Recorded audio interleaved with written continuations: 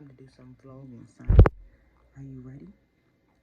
So let's tell the people how yet in DC housing, instead of them just coming out to fix issues, they would rather evict people and make them homeless on the street before they come in and help you. Because on my property, you all, they decide to make up lies saying that my fiance lives with me, but he does not live with me. We have children. Me and him had already had a discussion. Then that's the crazy part.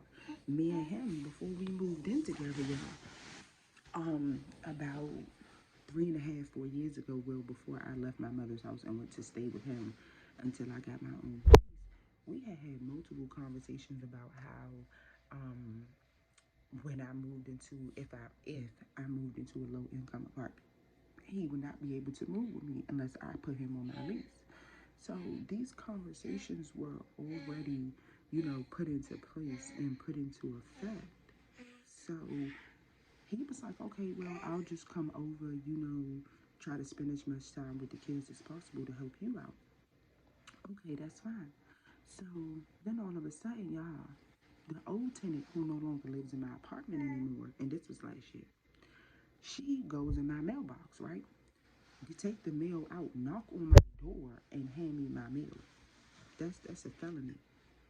So I go to the leasing office and I got Bluetooth headphones in. Well, at least I have one in. And I have my mother on the phone so that my mother can hear our conversation, right? So I go in there and mind you, this is when it was chitter chatter about COVID. It was just chitter chatter. It wasn't in full effect, but it was chitter chatter. So I go in there and I'm like, okay, I want to know when it became acceptable for people who are no longer tenants to go in other people's mailboxes. Like, I can't even get a key to my mailbox, but yet it's okay for the old tenant to go in my mailbox. Like, nah. And this was 4 months. No, this is 3 months after I moved in, y'all. This was in like December. So I'm like, okay. Next thing you know, and then so the girl is in the leasing office. As I'm talking to the property manager, the girl who went in my mailbox and did all that was in the rental office. She turns around, y'all. She's like, oh, and I'm the one that gave you got your mail at the mailbox. You should be lucky that I even brought you your mail.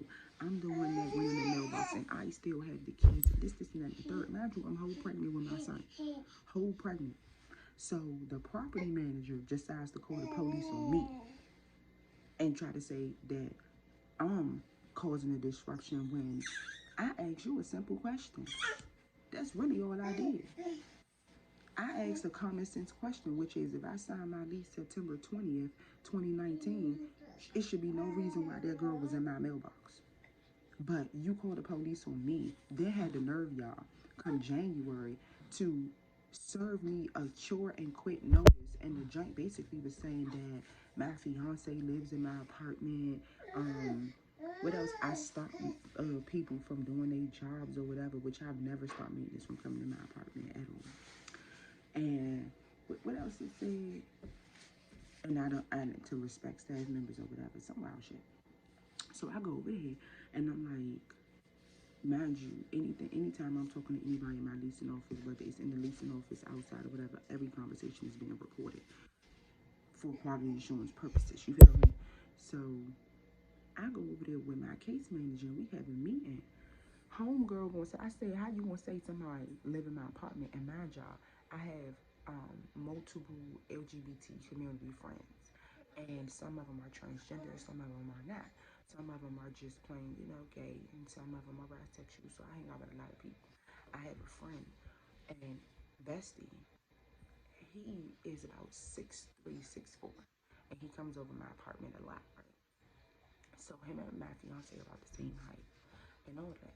So I'm trying to figure out, I go in there and I'm like, okay, well, how can you say that somebody live in my apartment when you never in my apartment?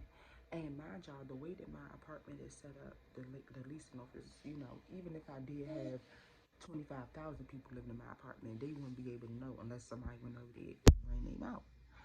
So she was like, well, maintenance has been in your apartment multiple times and have seen him in there, seen us, the same person in there with no clothes on and no shirt on. And legally, if we come in the apartment and see somebody half dressed, we have the legal right to say that they live there. This is the first time that I've ever in my life heard that. Because basically what you telling me is, if I go to my father's house and my son throws up on my shirt and I take my shirt off and wash it in the washing machine and the dryer, and I'm just sitting around with a bra on, and somebody comes in the house, basically what you're telling me is you have the legal right to assume that I live in his apartment because I was sitting there with no shirt on. In every TikTok video, in every video me and my fiance makes, he's shirtless. So I'm just confused. I literally have associates and then I have friends.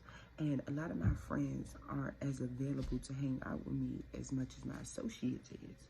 So I'm just confused. Why y'all ain't talking about the other 20 to 30 people I've had in my apartment multiple times? And that's the thing, multiple times. So, you know, I'm just confused. Please explain to me, because there's nowhere in my lease that says, oh yes, we can evict you because we assume that somebody live in your apartment. He doesn't get any mail here. This man got like 1 or 2 pair of drawers in my apartment, y'all. Real life. He has a duffel bag, and that's it, that he literally takes with him all the time. So I'm confused. If you go through any of my drawers, you ain't gonna find nothing that belong to him, any of my cup, because guess what? He doesn't live here. Just because you see an Xbox in my house, y'all ain't never seen a female play Xbox? I'm about to buy me an Xbox Series X. What do you mean? Something has to give. Something has to give.